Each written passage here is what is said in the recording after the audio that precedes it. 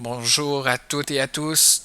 Bien sûr, c'est Sylvain qui parle. Lien de mots, c'est l'activité qu'on pourrait mettre en place en salle de classe. Je vous présente l'activité rapidement parce que j'ai vraiment pas le temps. Nous précisons aux élèves que le thème de l'activité est l'Halloween et préférablement, on ferait cette activité avant l'Halloween.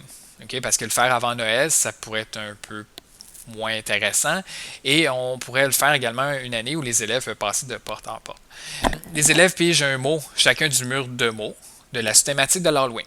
Okay, donc, on les fait piger et ensuite, ils lisent le mot pigé un personnage fictif de leur choix. Donc, on leur demande d'écrire sur une feuille le personnage fictif qui leur vient en tête. Donc, le premier qui vient à l'esprit. Par exemple, pour le mot un fantôme, arrêtez ces deux mots, mais pour fantôme, les élèves pourraient penser à Casper ou au fantôme de l'opéra.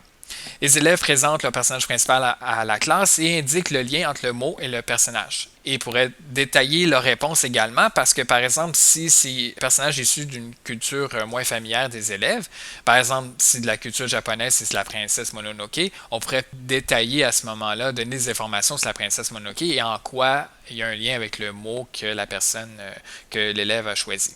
Ensuite, si on voulait aller un peu plus loin, ce qu'on pourrait faire, c'est que on pourrait faire le contraire. Les élèves pigent l'image d'un personnage fictif connu et choisissent ce qui définit ce personnage-là d'après le mur de mots.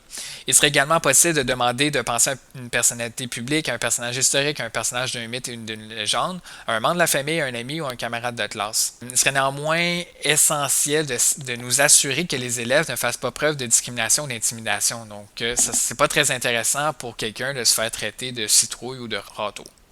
Enfin.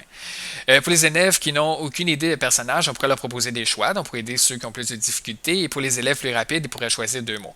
Les élèves pourraient choisir un personnage qui a distrait aussi. Je choisis un personnage et ensuite, je décide de distraire à partir du mur de mots, toujours à partir du mur de mots. Finalement, je vais avec l'intention pédagogique tout de suite. L'élève sera en mesure de créer des liens entre un mot en français et un personnage qu'ils connaissent. Ils devront penser en français pour réussir cette activité. L'élève pourrait améliorer ses connaissances du français et de la culture. L'élève pourra améliorer son champ lexical en français. Voilà.